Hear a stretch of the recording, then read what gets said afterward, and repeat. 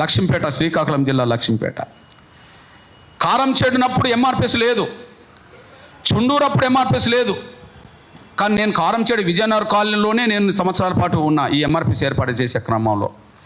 చుండూరు అప్పుడు ఎంఆర్పిఎస్ లేదు, కానీ లక్ష్మీపేట వచ్చేటప్పటికి ఎంఆర్పిఎస్ బలమైన ఉద్యమంగా మారింది. ఆ లక్ష్మీపేటలో ఎంఆర్పిఎస్ మాత్రమే లక్ష్మీపేట మాలలకు అండగా నిలబడి ఉద్యమం చేసింది 6 చంపబడ్డ కాడ.